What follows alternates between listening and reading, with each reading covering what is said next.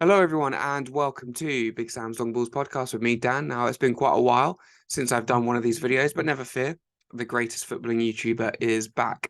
Um, it's good to be back. I wish that Liverpool had won last night. I would have been in a much better mood, but we didn't, as we went away to the Etihad, and on paper at least, a 5-goal thriller, 3-2 defeat.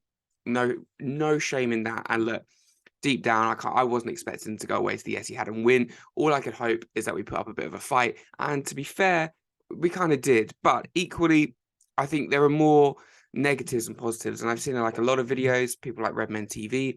I've seen a lot of stuff on Twitter from a lot and social media in general. There seems to be like a real split, as there always is, probably with each fan base, but particularly in the Liverpool fan base. And a lot of people seem to be like, well, it's okay. We've got players coming back from injury. Certain players did well. Don't worry, Darwin Núñez will be fine. And then we got me. And I think I'm just a bit more of a pessimist. I think I'm a bit more of a realist, personally. I saw an awful lot of negatives in that game. And I just see the gap between us and City just getting bigger and bigger. The gap between us and the likes of Arsenal as well, getting bigger and bigger and bigger, because that, for me, was pretty awful last night, I thought. I'll go through why. I don't want to just sit here and slag off all of the players. I know that we had quite a few players out, rested or ill or injury, whatever, because of course it is. There's nothing anyone can do about it. It is incredibly frustrating, and I'm not gonna go in on some of these younger players. I won't even mention a lot of the younger players. For example, Bacetic or Bajcetic, however you say his name, made was it his competitive debut? I don't know if it was. Certainly, I think it was his first start for the first team, and it was away against the likes of De Bruyne, Rodri, and Gundogan. Look, he had a nightmare, and he was hooked at half time, and understandably so. He was awful. Got a yellow card, but I'm not gonna dig him out, because I've seen a lot of people do that on Twitter before the game, going, who even is this guy? And then afterwards saying absolute rubbish. He's what, between 16, 17, something like that. And we're up against arguably the best midfield in world football. So I think it's more of a shame that he had to be thrown into a situation like that. So I'm not going to dig him out on that. But in terms of last night, lots and lots of negatives for me. Square pegs, round holes. That's all I thought of last night when I saw the game. Uh, let's start with let's start with a positive. I thought Kelleher in goal did himself no shame at all. I thought he was absolutely brilliant. Every time Manchester City got a corner or a free kick, I've never felt so confident with a goalkeeper. He caught everything. He was so calm. He was so strong. The only slight frustration for Kelleher last night probably was a little bit of his distribution. Had the opportunity to set the likes of Núñez and Salah away on the counter once or twice, and he couldn't quite get that done. But look, stuff like that, I'm not overly fussed about right now. He's an unbelievable young goalkeeper, and he showed that on one of the biggest stages last night. So no shame on him. Defensively, defensively, of course. Can we just start a game? Can we just start a game well? There was a lot of excitement going into the game with a lot of the fan base. Personally, I wasn't. I didn't feel the excitement going into this, because in my heart, I thought we're probably going to go 1-0 down within 90 seconds of the game. We're going to really, really struggle. We're going to have loads of injuries going into this game, or loads of surprise injuries, like Roberto Firmino, for example, which a lot of that happened. So we lasted about 10 minutes. And then in the second half, I think we lasted about 70 seconds before we conceded. So yeah, not great, and we love to concede first. I thought Joel Matip was okay. Good to see him back there. One worrying thing is I think Joel Matip is probably our most creative player at the moment. He did really well for our opening goal. Gets on the ball, drops the shoulder, knocks it past a couple of players, and it's fantastic to see. But equally, it does frustrate me that I feel he does that, and not one single midfielder that we have at this football club is capable of doing that. For me, that is a massive red flag. So great to see Joel Matip out there. I thought he did okay last night. Yeah, great on the ball, but his partner, Joe Gomez. Now, if you've ever seen any of my videos before, you'll probably know that I'm not a massive believer or a massive fan of Joe Gomez. I'm just not. I mean, I sort of got the hype a few years ago. I think he has everything. The attributes are there for a fantastic young defender. He's very strong. He's very quick. He's not the biggest, but he's probably big enough. He's good on the ball. He's a modern day centre back, if you will, but his concentration is shambolic. And I often feel sorry for Trent a lot of the time on that right-hand side, because if Gomez is playing centre-back and Trent Alexander-Arnold is playing right-back, just you might as well just start the game 2-0 down, because both of them are a bit of a liability defensively. But I do feel sorry at times for Trent when he plays, because a lot of Gomez's mistakes just get pinned on Trent. Typical Trent, can't defend, lazy. But actually, you watch it back and it's all Joe Gomez. And last night, that opening goal is very typical of Erling Haaland and typical of Manchester City, really. They get the ball out wide, they stretch the pitch really, really far, which, I was in awe of last night, but I also thought it was very, very simple, something that Liverpool just could not or would not do themselves. But they spread the field of play really far. De Bruyne was on that left-hand side by the byline, whips it in, and Erling Haaland makes that run across the centre-back. Boom, it's in the back of the net. It's a wonderful goal. If you're a Manchester City fan, but if you're a Liverpool fan watching that, it's incredibly disappointing and frustrating, because yes, we've seen Erling Haaland do that, 100 times at this point. It's a bit of a trademark goal for him, and look, top strikers do that. Something to keep an eye on there, Darwin Núñez. But as a centre back, as a defender, opening 10 minutes against Erling Haaland, you've got to be on your feet, you've got to be strong, you've got to be expecting that, and that just sums up Joe Gomez for me. The ball comes in and he's just stood still. He's like a statue, and he just flays an aimless leg at it. And he did the same in the second half. It wasn't in the penalty area. I think it was when he was playing right back, and the ball was bouncing. Maybe it was the first half when he was still centre back, to be fair. I don't know. He was shocking all game. But the ball was bouncing around him, and he just aimlessly sticks a leg out. A Man City player just skips past him like he wasn't there. So really, really disappointing for me with Joe Gomez. I think his time should be coming to an end at this football club. I think, along with quite a few other players, I think he needs to move on for the benefit of his career and for the benefit of this football club. I'm kind of tired. I'm really tired of trying to celebrate mediocrity, and that's what we're seeing at this football club right now. So yeah, Joe Gomez for me was just an absolute liability. But on the plus side, we brought on Nat Phillips, which at the time made me burst out laughing, because I thought, why are we starting Milner at right back? We've got a really talented young right back in Calvin Ramsey, who I'm sure, like me, you guys want to see play. We've seen the odd cameo of him. I've been really impressed by this guy. Some actual genuine competition for Trent. That's what we want to see. He doesn't start the game. Okay, Milner comes off inside the first half. We bring on Nat Phillips. And you're thinking, I just want to see this guy. But then looking back on it, maybe it was just to get Joe Gomez out of centre-back and put him to right-back, because he was an absolute nightmare. And to be fair to Nat Phillips, although I burst out laughing at the idea of watching him nearly in 2023 at this football club, playing a high line as well, he did really well.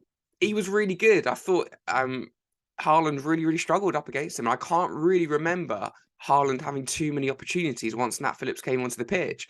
I might be wrong there, but I felt that Nat Phillips did brilliantly and gave Haaland far more difficulties than Joe Gomez ever did. I'm not going to go through the whole 1 to 11, because it would take about an hour to do. And we've got better things to do than sit and watch me for an hour. But overall last night, despite it being 3-2, despite it being a 5-goal thriller as a media dub, I saw one team that looked like a unit, that you could see a style of play, you could see a direction that they're going in, and another team that just looked all over the place. Maybe that's being a bit harsh, but I expect the top level for this Liverpool side. I don't accept anything less. And this team, to me, looked like an absolute mess. I don't see a Jurgen Klopp team. I certainly don't see a Jurgen Klopp midfield. Maybe it's an evolution. Maybe, we've got Pep Lingers, and he seems to be getting more and more of a bigger role within this football club. Someone like me's put 2 and 2 together and come up with 5 quite clearly, where I feel that Pep Lingers is, he's putting his own stamp on this team, and I don't like it. There are things that you understand with sort of more technically gifted midfielders, but equally in a Jurgen Klopp team, in a Jurgen Klopp style of play with the pressing from the front, you need to have physically strong midfielders, and we just don't. We don't. We've got players who after half an hour are on their arse. The likes of Harvey Elliott last night. I like Harvey Elliott, and again, he's only 19, so I'm never going to sit here and go, he's rubbish, get rid of him. You can certainly see the talent, but last night he was struggling. He was struggling big time. He was dominated by that Manchester City midfield, and when he got the ball as well, he was really struggling to complete 5-yard passes. So a bit of a bad game for him. But square pegs round holes. He's not a central midfielder. I think we've said it all season long. I just don't see him playing in that role, not at all. and I feel sorry for the guy. Another one is Fabio Carvalho. Uh, only 19 years old himself. He looks a very, very talented player, but he's not a winger.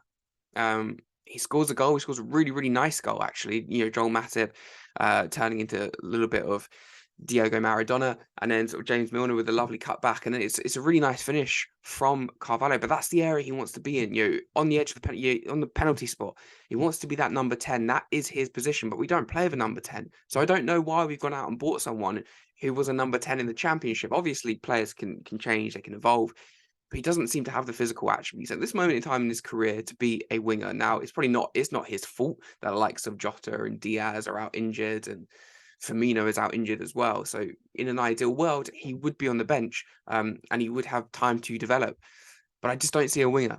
I see a number 10. I see a very, very talented player who can play off the striker. Maybe a little bit similar to Felipe Coutinho in some ways, but I don't see someone who can play on that left or that right-hand side. And it's just confusing to me because Liverpool's transfer policy for a number of years has been excellent. We might not have been able to sign the biggest superstars. And to be fair, when we have, we could be sure or a strong guarantee that they're going to work out. The likes of Van Dijk, the likes of Alisson Becker, you spend big bucks on those guys, and you know that they're going to come in and take us to another level. But the rest of the time, you go out and sign players, maybe between 20 and 40 million, who would come in and they would do a job. Gini Wijnaldum is a perfect example of that. The players that we're buying at this moment in time, there's a lot of young players that we bought. Calvin Ramsey, Carvalho, obviously Elliott a few seasons ago. So there is a bit of an emphasis on youth, I feel, at this time. But they don't seem to fit this 4-3-3. I don't know whether a change in formation would do the world of good going forward. Whilst we've got a couple of players out injured like Jota and Diaz, I certainly feel like we need to go into this January transfer market and spend some money and sign a player or two. Although I deep down I know that's probably never going to happen. But maybe a 4-2-3-1 could help. Chuck Nunez himself on that left hand side, Salah through the middle, Carvalho in the number 10, and Elliott on the right hand side. Maybe that would offer something a little bit different while we've got players out injured, and then you can go over double pivot in midfield. I don't know. But yeah, difficult times, I think, ahead for this football club. I was excited. Kick-off last night, we'd heard a lot from Jurgen Klopp and from Pep Lingers, because of course we hear from Pep Lingers. Of course we always hear from Pep Lingers, talking about it's an opportunity for the Dubai training camp, because during the season they haven't had that time to be training. It's a game every 2-3 days, blah blah blah. It sounds like excuses to me at this point in time.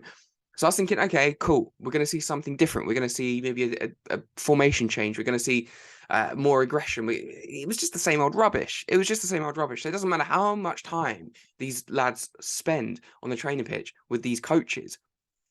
There's no difference. There's no real difference. And then the big talking point last night, of course, is the big man up top, isn't it? Darwin Núñez.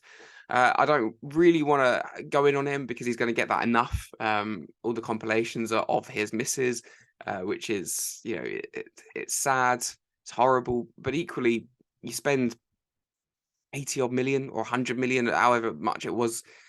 You've got to be better than that. You've got to be better than that. And he's had a pretty terrible start, really, at this football club. First sort of home game, goes and headbutts the opposition player. Now, if you look at his stats, his goal scoring return has been fairly decent.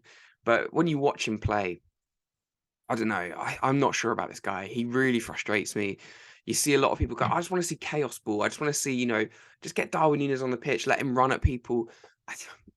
Look, to go from Sadio Mane, where you kind of knew what he was going to offer you more often than not. Look, Sadio Mane could drop the odd stinker. Any player can. But the quality that he had and the consistency that he had, and to go from that to Darwin Núñez, who, look, there's no doubt there's a player in there. There's no doubt that there is someone who I wouldn't be surprised if in his next game goes and scores a hat-trick. But then in the game after that goes and misses an open goal. To go from the consistency of Mane to someone who's absolutely all over the place, it's really, really difficult. And then you add into the fact that we're not signing midfielders for whatever reason. And then the other players that we are signing are teenagers. So you can't expect the world from these players. And to go from being top, to go from winning Champions Leagues to winning Premier League titles, to being in Premier League title races, to just really feeling that we are behind not just City, but at least 4 or 5, maybe even 6 other teams at this moment in time. I really feel that Liverpool have gone back to 2015, to when Jurgen Klopp just came in. This team does not look or smell like a Jurgen Klopp team. It's just a mixed match of different types of players, square pegs and round holes. And our tactics at this moment in time are playing number 10s out wide, wingers in midfield, and lumping it long to Darwin Núñez, who might score a banger or might miss an open goal. That seems to be what Liverpool do at this moment in time. And there's a lot of positivity from other podcasts and other channels, but there's not from me. Rightly or wrongly, I don't see many positives with this Liverpool team right now. I see a lot of negatives, and it does worry me, because I just see a team that is absolutely all over the place and doesn't seem to be singing from the same hymn sheet. I don't know. There was more I wanted to talk about in this video, but I think I just wanted to make a video because I haven't made one in nearly 2 months. I think, how have you guys managed to survive? So yeah, that's my thoughts on last night's game. Look, at the end of the day, losing away to Manchester City is not the end of the world, and I'm sure that we will improve. Alex Oxlade-Chamberlain's little cameo was quite exciting. I thought, although, again, I don't want to see him on the wing, I want to see him in midfield. Naby Keita is back, but, you know, for how long? So, look, maybe a couple of positives at the end of the day. We're going to have Van Dijk and Konate back for our league game in a couple of days' time. So hopefully we can get back to winning ways in the league and then climb up that league table, get within top 4, and then we can hopefully have a few players and maybe 1 or 2 new exciting players when we come up against Real Madrid. So fingers crossed. So yeah, we lost last night. It's a bit crap, but hopefully things will get better. But yeah, if you enjoyed this video, give me a like. Why not? That'll be amazing if you could give me a like. Subscribe for more if you want to see more sort of rant videos. And also comment down below, you know, your thoughts on what you saw last night. Do you feel like me? Are you feeling a bit negative? Are you feeling a bit like, ugh, you know, with this Liverpool team? Or are you feeling positive? Let me know your thoughts. So yeah, thanks so much for watching, guys. And I will see you very, very soon.